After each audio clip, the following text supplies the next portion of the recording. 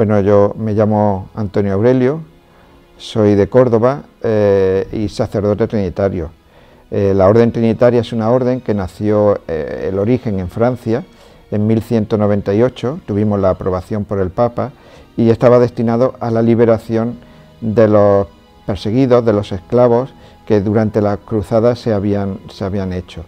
Había dos sistemas de liberación. Uno era, o tres, mejor dicho, uno era a través de la compra de los esclavos, pues se recogía dinero por España, por Francia, y cuando se tenía una suma grande de dinero, pues se iba a los países musulmanes y se compraban a los esclavos que estaban en las mazmorras. Otra era comprando a los musulmanes que estaban en las cárceles de Europa para luego llevarlos allí e intercambiarlos con los cristianos, y otra era, pues cuando no se tenía ni dinero ni se tenía musulmanes para intercambio, los mismos trinitarios se quedaban en las mazmorras para dejar salir a los cristianos que estaban allí. Entonces, desde más de 800 años, los trinitarios han estado liberando a esclavos a causa de la fe en Cristo, no cualquier tipo de esclavo, sino está escrito en la regla que es a causa de la fe en Cristo, para darle una visión más contemporánea y más podríamos decir burocrática, porque es un poco lo que en el mundo en el que nos movemos, pues este carisma, esta actividad se ha reorganizado dentro de la Orden Trinitaria como una asociación o grupo que está en toda la familia trinitaria, que se llama Solidaridad Internacional Trinitaria. La sede central está en Roma y luego en cada país que existe orden trinitaria, comunidades y provincias, pues hay una delegación de Solidaridad Internacional Trinitaria. Bueno, nosotros estamos llevando proyectos en Siria desde que empezó la guerra, desde hace 5 años. Y no solamente en Siria, también en Irak, en los países donde existe persecución religiosa, también en China, también en la India, también en Pakistán, etcétera, ¿no? Nosotros todo lo que sea proyectos de urgencia para ayudar a los cristianos que están siendo asesinados, encarcelados, perseguidos en general, pues allí intentamos hacer lo que podemos, dentro de nuestras limitaciones, porque nosotros somos una orden pequeña y no recibimos subvenciones, porque nuestro trabajo, nuestra misión es para los cristianos. Por lo tanto, si fuese de desarrollo, de cooperación, sí podíamos pedir ayudas o subvenciones, pero al ser expresamente para los cristianos, los gobiernos no nos dan ayuda. Entonces, dentro de nuestra limitación, trabajamos por los cristianos perseguidos en todos estos sitios. En Siria concretamente, como digo, llevamos 5 años trabajando. Nosotros, los trinitarios, una de las grandes urgencias que hay, pues la estuvimos tratando a través de las diócesis de Siria, Homs, Damasco y Alepo. Concretamente en Alepo, que es donde sigue aún actualmente existiendo la confrontación entre el gobierno y los rebeldes, entre al-Assad y los yihadistas, pues nosotros empezamos con una urgencia que puede sorprender, quizás porque no se espera dentro de un mundo donde hay guerra, que es la ayuda a los colegios. Cuando nos pusimos en contacto con el obispo de Alepo para ver qué urgencia tenían en ayuda, nosotros esperábamos precisamente eso, ¿no? Que nos dijesen, pues como también lo estamos haciendo, alimentos, agua, mantas, y él nos pidió como urgencia reabrir los colegios. ¿Cuál era la situación? Que en ese momento los colegios habían sido bombardeados, no se tenía dinero. Alepo era una de las ciudades motores económicos de Siria, pero actualmente no existe ninguna fábrica, no funciona ninguna fábrica. Por lo tanto, había paro, no había dinero y, consecuentemente, tampoco se le podía pagar a los profesores. Así que los chicos, los jóvenes, estaban por las calles, estaban perdidos, estaban moviéndose por las calles sin hacer nada y sin tener un futuro concreto, que ese es el problema, ¿no? En medio de las guerras intentas sobrevivir, pero si luego ves que tu futuro va a ser siempre ese, pues no te implicas a la hora de construir el futuro de tu país. Entonces nos pidieron los colegios porque al estar divagando por las calles, deambulando por las calles, los mismos rebeldes, yihadistas y el mismo Estado Islámico lo estaban captando. Pues como no tenían nada, pues les convencía, le daban muchísimo dinero para que ayudasen a sus familias. De forma que ellos querían ayudar a sus familias, que no tenían nada, no podían ni siquiera comprar alimentos. O le daban mujeres, las que quisieran, ¿no? Entonces estos chicos, había chicos jóvenes que lo estaban cogiendo y otros que lo estaban captando a través de estas posibilidades. Entonces nosotros lo que hemos hecho es, urgentemente, en los colegios que se podían restaurar, que no estuviesen muy dañados, rehabilitarlos. Y los que no, pues ir buscando locales, alquilando locales, para recuperar a los profesores y que se empezase a dar clase. Los refugiados ha dejado una consecuencia negativa también en Alepo, porque mucha gente se ha venido como refugiado, pero han abandonado a las personas mayores. Y actualmente estas personas mayores están muriendo pues porque no hay nadie que se ocupe de ellos. No hay agua desde hace años, ellos no pueden acarrear cubos de agua, no hay luz, no pueden cocinar, no tienen dinero porque no hay dinero, no tienen comida, si no salen no pueden ir a por comida, no pueden ir cargando de comida. Entonces, una de las urgencias que hemos visto ahora en este último viaje que he hecho es que hay mucha gente mayor padeciendo y que nadie se ocupa de ellos, como consecuencia de que han tenido que salir familias enteras de refugiados, pero han tenido que dejar a las personas mayores que no se podían mover. Además, las personas refugiadas que han salido de Siria son personas que tienen dinero, porque han podido pagar a las mafias. Es verdad que hay un movimiento de mafias, pero han podido pagarlas.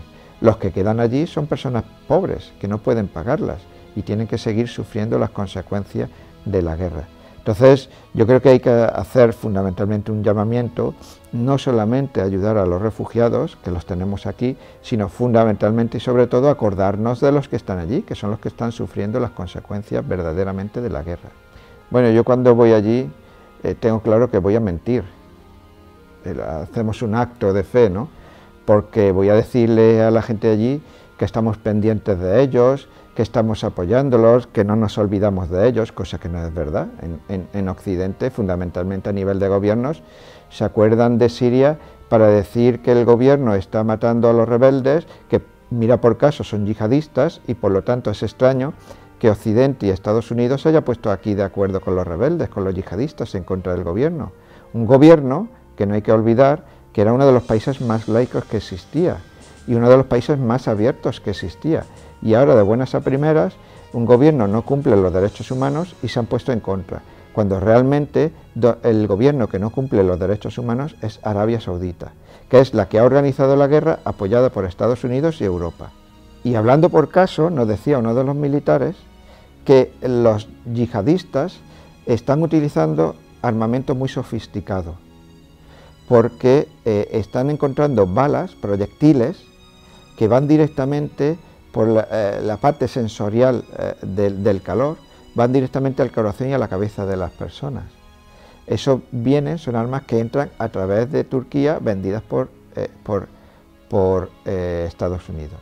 Yo estuve en otro viaje, no en este, en una ciudad, en un pueblo que está a unos 50 kilómetros de Damasco, que se llama Maalula. Maalula es un pueblo completamente cristiano, es el único sitio donde se mantenía hablando por la calle la lengua de Cristo, el arameo. Allí no se hablaba el árabe, lo que se hablaba era el arameo. Fíjate que en medio de un pueblo cristiano siempre hay una mezquita para vigilar, ¿no? Pero bueno, es un pueblo que estaba aceptado, hay convivencia, había convivencia en Siria. Cuando entró en el Estado Islámico, no sé si habéis visto en internet todas estas cúpulas que están arrancando las cruces. Esto es en Maalula. Cuando llegó el Estado Islámico, todo el mundo tuvo que salir. El miedo de los cristianos, que no se había tenido hasta ese momento en un país musulmán, que era anormal, porque normalmente el cristianismo está perseguido siempre en un país musulmán, pues el miedo que no se había tenido, porque había convivencia, a partir de esta introducción del terrorismo en Siria, empezaron a tener que huir, irse a Damasco, por ejemplo, que estaba cerca y que todavía no había entrado el Estado Islámico, aunque estaba en las puertas. Ahora mismo quedan pocos cristianos, aunque quedan. Dentro de pocos me refiero al tanto por ciento que existía. Entonces el rechazo que tienen los cristianos es muy evidente. Primero porque no saben qué hacer, no saben en dónde meterse, porque ya se encuentran que están perdidos, no saben si realmente van a tener apoyo o no apoyo. Por eso digo yo, cuando voy, que voy a decir mentiras para decirle que tienen un apoyo, pero realmente el problema de los cristianos es una persecución que nunca lo han vivido en los últimos años, durante el periodo que ha existido en Siria, pero que ahora sí lo están viviendo claramente. La fe es muy rica allí, ¿no? Muy rica en el sentido de que no es una fe podríamos decir, cuestionada. Nosotros cada día nos cuestionamos la fe. En nuestro mundo cada día, bueno, si creemos, si no creemos, si esto nos quita la fe, si esto nos aumenta la fe, estamos haciendo una evaluación constante de la fe. Allí no se hace evaluación de la fe. Aquí, pues, lo que ha dicho este cura no me gusta, lo que ha dicho el otro, lo que dice el Papa, etcétera. Hacemos constantemente juicios en función de nuestra religión y nuestra fe. Allí no existe esa serie de juicios. ¿Por qué? Porque cuando ves otra diversidad y te das cuenta que tu fe no es un absoluto y por lo tanto puedes manejarla como te apetezca, sino que es una convivencia con otra fe, te hace afianzarte en esa fe. Y al afianzarte en esa fe no lo haces por cuestión cultural, como nosotros podríamos utilizar la fe cristiana, que también es una parte de la cultura, sino lo haces como función de experiencia, de vivencia, que ha nacido contigo. De la misma forma que cuando tú has nacido con estas características y no las evalúas, no las cuestionas, pues si tengo los ojos de este color, pues si tengo la altura, si tengo el pelo, eso no las cuestionas, ni lo pones en duda. Pues la fe también, la fe cristiana en estos países no se cuestiona, es algo que yo he recibido y por lo tanto es propio mío, no lo puede quitar o poner, aumentar o disminuir, sino que es algo intrínseco a mí, lo mismo que mi esencia es algo intrínseco a mí. En Occidente la fe, por desgracia, no es intrínseca, es extrínseca. Pues si tenemos manifestaciones de fe, si nos persiguen, es verdad, pero allí no entra esa cuestión. Yo creo que lo que merece la pena es seguir ayudando a los que tienen una fe tan viva que pueden ayudarme a vivir mi propia fe. Yo he conocido casos, siempre he conocido casos. Por ejemplo, en un caso de Irak, cuando entraron, no me acuerdo ahora la ciudad, el pueblo, pues entró el Estado Islámico, porque entraba de pronto, la gente tenía confianza en que Occidente la ayudase y prohibiese que el Estado Islámico entrase en sus poblados. Han tenido siempre confianza en Occidente, han tenido esperanza en Occidente y aguantaban hasta el último momento. Cuando conocí una señora muy mayor ya, que cuando entró el Estado Islámico, pues ellos estaban allí, cristianos, y en ese momento en que entró el Estado Islámico, el marido salió de la casa a ver qué pasaba, a ver cómo estaba la situación. Estaban entrando por la calle y uno de los del Estado Islámico sabían que son cristianos porque se notan y ellos utilizan los signos cristianos, no se esconden, no se han escondido nunca porque no han necesitado esconderse. Entonces sabían que era cristiano, él estaba en la puerta de su casa y en el momento que pasaron los del Estado Islámico le dijeron lo que usted ha dicho, ¿no? O te conviertes al Islam o te matamos directamente, esa era la única posible que se ponía. Y él le dijo, no, pero si yo soy cristiano, yo no tengo ningún problema de convivencia, pudo decir lo que allí mismo le pegaron un tiro y se cayó en la puerta de su casa, lo mataron en la puerta de su casa. Esta mujer corriendo se escondió debajo de la cama y esperando a que pasase la situación, ¿no? No entraron a la casa y por lo tanto no la encontraron. Cuando volvió a oír un ruido que ella interpretó que era un ruido de persona amiga, efectivamente salió de la casa y eran coches y camiones de gente que habían visto lo que estaba pasando con el Estado Islámico y estaban huyendo. Y ya le pidieron a ella que se montase en una camioneta, una mujer completamente que va en silla de ruedas con la artrosis desfigurada, que se montase, como sea, en una camioneta para salir huyendo. Y ella tuvo que huir de allí, ¿no? En ese sentido. Y eso hay muchas cosas. Otro caso, por ejemplo, en Maalula, cuando esta confrontación de la parte gubernamental con la parte del Estado Islámico, cuando fueron a entrar, cogieron a soldados de la parte gubernamental, el ISIS, y a muchos soldados, tenemos el testimonio de compañeros soldados, le pidieron que se pasase al Islam. Como no se pasaban al Islam, también los mataban. Decían, no, yo soy cristiano, si yo no tengo por qué pasarme al Islam. Es decir, esa obligación de convertirse al Islam en Siria no se había vivido. Es algo que se está metiendo ahora con la parte del ISIS y con la parte de los rebeldes, los mismos que están apoyando Occidente y Estados Unidos.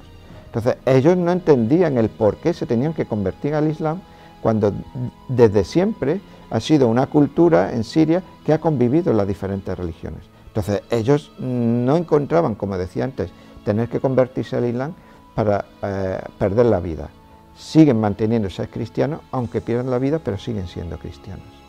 Al final sucede como siempre, la que ha estado, la que está y la que estará es la Iglesia, únicamente, porque los organismos, sean internacionales, sean ONG, cuando existe peligro se van todos. Yo me acuerdo, esto es también una experiencia que cogí de Juan Pablo II, cuando un tiempo que estuve colaborando con él. Juan Pablo II sufrió mucho por las críticas que tenía al interno de la Iglesia, cuando se encontraba ya muy anciano, para que abandonase la Iglesia y se apartase. Entonces, es verdad, porque a veces el último viaje que tuvo aquí en España, yo estaba ayudando en la Anunciatura, pues daba muchas veces una imagen penosa en ese aspecto, ¿no? Pero Juan Pablo II, en medio de ese sufrimiento, de la crítica interna que había en la Iglesia para que lo dejase, él decía, pero si yo he puesto mi vida en manos de Dios, Él me puede llamar cuando quiera, cuando le dé la gana. Si no me llama, es porque quiere que esté aquí, es decir, porque algo querrá de mí. Si yo ya no le sirvo a Dios, pues es Él libre de llamarme cuando le dé la gana. Mi vida ya no es mía, es suya. Y por lo tanto es el dueño, y es el jefe, y es el que decide. Entonces yo no puedo hacer cosas que vayan en contra de Dios. Él me ha puesto aquí, pues Él es el que decide. Cuando Él quiera, que me llame. Yo aprendí mucho ese abandono de Juan Pablo II en Dios, y me llamó mucho la atención porque yo he sido una persona que ha querido siempre controlar mi vida, es decir, ser consciente de las decisiones que tomo, y a partir de ese momento siempre me dejo llevar. Es decir, no puedo cerrarme o centrarme en unas seguridades, sino que lo que yo recibo de toda esta gente que no tiene seguridades es una seguridad que me ayuda a mi fe y al descubrimiento del rostro de Dios. Entonces, como digo, por decirlo de alguna forma egoísticamente, yo recibo mucho más cuando voy a estos sitios que del miedo, del cansancio, de las penurias que se puedan pasar. Vivimos en un mundo de la relatividad. ¿Por qué vivimos en un mundo de la relatividad? Porque desde la Ilustración, voy a extenderme, desde el momento que Dios se quita como cabecera de la creación, lo que ya esté por encima del hombre no es nada. Por lo tanto, lo que está encima de la creación es el hombre, y todo reside en él. Si todo reside en él, el hombre es el que, a través de su razón, puede decidir. Pero claro, cada uno es diferente, y cada uno puede tener un motivo diferente. Por lo tanto, todo es relativo. En el momento que se quita una verdad absoluta, en el momento que se quita a Dios, pues todo es relativo. No reside en la divinidad, sino que decide en cada uno de nosotros. En el momento que todo es relativo, pues todo es cuestionable, porque para ti puede ser la fe algo bueno, pero para mí no, por lo tanto es cuestionable, es relativo. Y todo está constantemente entrando en cuestión, entrando en duda, entrando en discernimiento, entrando en relatividad. El mal de nuestro mundo, para la fe, es la relatividad, la falta de verdad absoluta, porque cada uno tiene su fe y por lo tanto cada uno tiene su verdad y por lo tanto todas las verdades son relativas. No existe una referencia a una verdad absoluta, y en el momento que no existe referencia a una verdad absoluta, pues no existe garantía de que las decisiones que se vayan a tomar sean las verdaderas. En este mundo del que estamos hablando, Siria, Irak, donde existen cristianos perseguidos, no todo es relativo. Ellos tienen claro dónde reside la fe y tienen claro dónde reside la verdad, que es en Dios. Y si mi familia me ha dado esto, mi familia no es relativa, no es impositiva, por lo tanto es un bien que yo debo recibir. Es mucho más simple, mucho más básico, pero mucho más claro. Nosotros estamos perdiendo en Occidente constantemente en discernimientos, que están muy bien porque hacen crecer, pero en discernimientos que no llevan a ningún sitio, porque desde el momento que no se pone un objetivo en ese discernimiento, desde el momento que no se pone un objetivo en la vida de la persona va a estar perdida porque no sabe a dónde ir. Ya lo decía Séneca, cordobés, que desde el momento que nosotros no sabemos a qué puerto dirigir nuestra nave, ningún viento es favorable, porque no sabemos para dónde vamos a tirar, por lo tanto no podemos aprovechar los vientos que vienen. Eso le pasa, me da la impresión a mí, a la Iglesia en Occidente, a la fe en Occidente. Se ha perdido el origen, la Iglesia lo tiene, efectivamente me refiero un poco a los gobiernos, a la sociedad occidental, se ha perdido el origen de la persona. Y como se ha perdido el origen de la persona, se ha perdido también el objetivo hacia donde va la persona. Y al perderse el objetivo hacia donde va la persona, ningún viento es favorable en nuestras sociedades. Y las sociedades van moviéndose de un sitio a otro dependiendo del que esté en el gobierno, dependiendo de la ideología que se impone en ese momento y dependiendo de muchas circunstancias. Ese es el relativismo.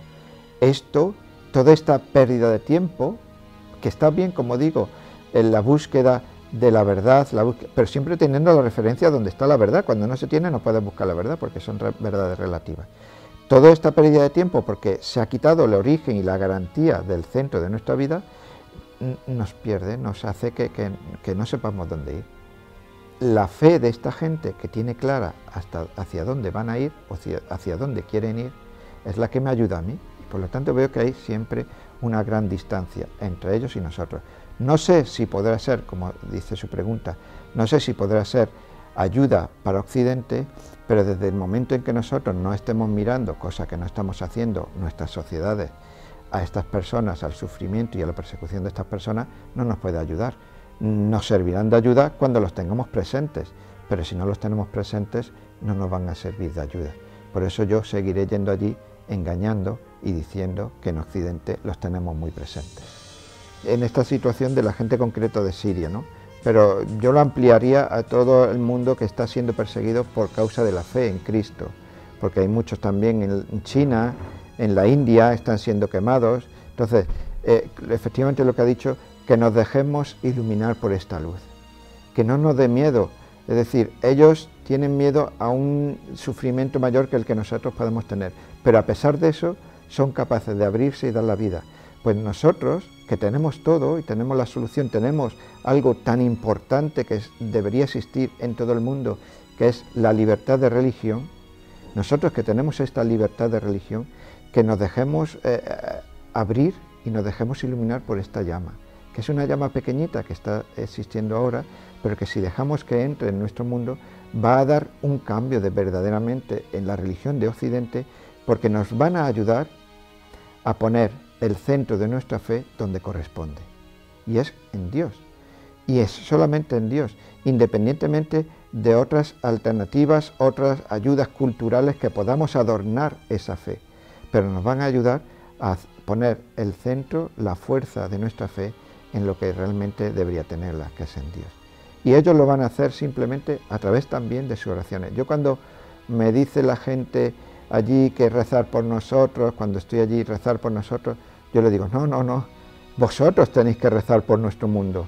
Nuestro mundo ha perdido el origen, no sabe de dónde viene, ha perdido la fuerza, no sabe dónde mirar.